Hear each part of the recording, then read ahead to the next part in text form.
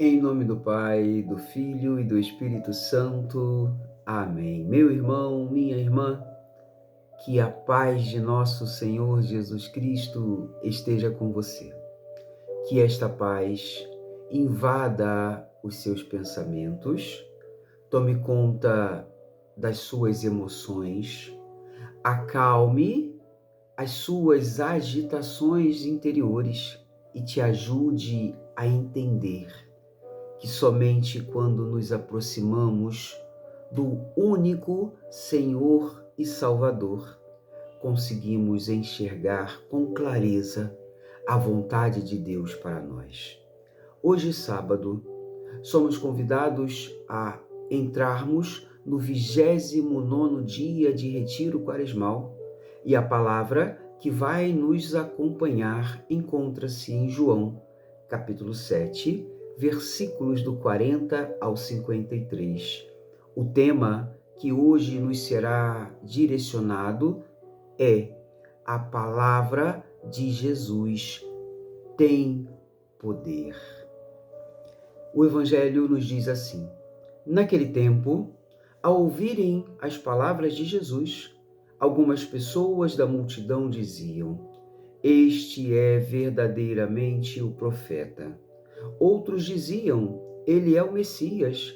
Mas alguns objetavam: "Porventura, o Messias virá da Galileia? Não diz a Escritura que o Messias será da descendência de Davi e virá de Belém, povoado de onde era Davi?" Assim, houve divisão no meio do povo por causa de Jesus. Alguns queriam prendê-lo, mas ninguém pôs as mãos nele. Então os guardas do templo voltaram para os sumos sacerdotes e os fariseus e lhes perguntaram: "Por que não o trouxestes?" Os guardas responderam: "Ninguém jamais falou com este homem." Então os fariseus disseram-lhes: "Também vós deixastes enganar? Por causa Por acaso alguns dos chefes ou dos fariseus acreditou nele? Mas esta gente não conhece a lei e é maldita." Nicodemos, porém, um dos fariseus, aquele que se tinha encontrado com Jesus anteriormente, disse: "Será que a nossa lei julga alguém antes de ouvir e saber o que ele fez?" Eles responderam: "Também tu és galileu, porventura? Vai estudar e verás que da Galileia não surge profeta." E cada um voltou para sua casa. Palavra da salvação, glória a vós, Senhor. Meu irmão, minha irmã, a palavra de Jesus tem poder.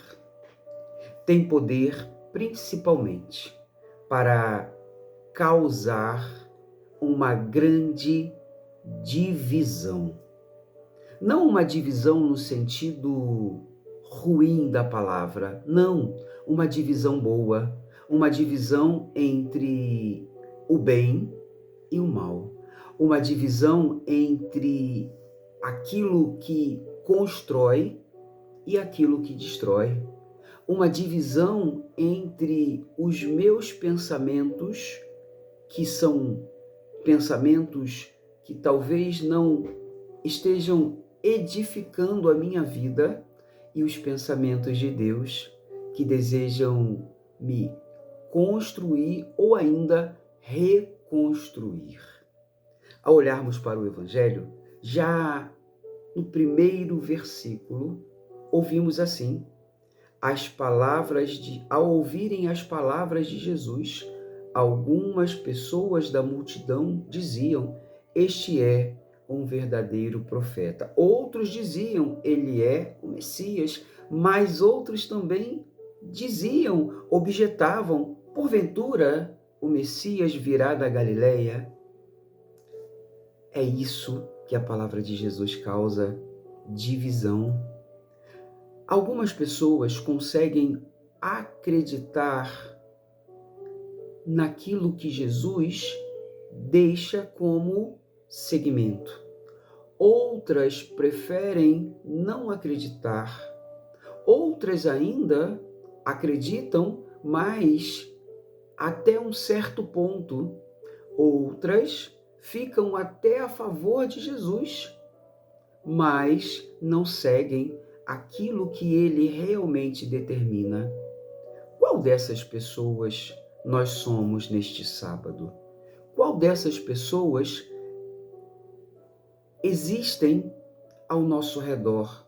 Qual dessas pessoas habitam dentro de nós? Aquelas que confiam em Jesus cegamente, que obedecem aquilo que ele deixou como orientação? Aquelas que talvez até amem a Jesus, mas não obedecem a tudo aquilo que ele deixou? Aquelas que ora amam a Jesus, ora duvidam de Jesus, ou ainda aquelas que, num primeiro momento, dizem que Jesus é bom, dizem que Jesus faz bem, dizem que Jesus traz paz, mas na hora de escolher por deixar aquilo que talvez seja algo de estimação, no sentido de viver contrário à fé, aquilo que me causa, num primeiro momento, alegria, mas eu sei que não condiz com a vontade de Deus para a minha vida, eu opto por não deixar, ou por deixar parcialmente. Até aqui eu concordo, daqui para frente eu não concordo mais. Sabe, meu irmão? Sabe, minha irmã? A palavra de Jesus tem poder. Tem poder para mudar todas as realidades. Tem poder para transformar todos aqueles que permitem que ela os transforme. Jesus não invade a vida de ninguém. Jesus não força a porta do coração de ninguém. Entenda esta linguagem figurada. Ele não força, ele não invade, ele não entra contra a vontade, ele apenas deseja ser convidado, deseja ser chamado para fazer parte da sua vida. E se assim você permitir, e se assim você fizer, não há nada que ele não possa fazer. Não há nada que ele não possa transformar. No evangelho de hoje, vimos que alguns queriam prender Jesus, mas ninguém pôs as mãos nele. É assim que acontece. Às vezes nós queremos obrigar a Jesus a fazer a nossa vontade. Queremos obrigar a Jesus a fazer aquilo que nós julgamos ser bom para as nossas vidas. Mas sabe, meu irmão, sabe, minha irmã, às vezes não acontece aquilo que nós pedimos, desejamos, rezamos, porque simplesmente é a nossa vontade e não a vontade daquele que nos convidou para vivermos como cristãos, outros cristos, evangelizarmos, anunciarmos, levarmos o amor de Deus àqueles que estão sofrendo, angustiados. Essa realidade, ela precisa ser entendida. Interessante que no final do Evangelho nós vamos ouvir assim: Nicodemos, porém, um dos fariseus que tinha encontrado com Jesus anteriormente, disse: será que nossa lei julga alguém antes de ouvir e saber o que ele fez? Eles responderam: também tu és galileu, porventura? Você que segue a Jesus, assim como Nicodemos seguiu, Nicodemos teve um encontro íntimo, pessoal com Jesus. Nicodemos encontrou com Jesus às escondidas. Nicodemos encontrou com Jesus quando tudo estava escuro, para que ninguém pudesse ver. Talvez você tenha encontrado com Jesus assim também, com medo que os outros pudessem pensar do seu encontro com Jesus, do medo daquilo que os outros pudessem imaginar, porque às vezes nós pensamos igualzinho aos fariseus. Eu tenho uma reputação a zelar.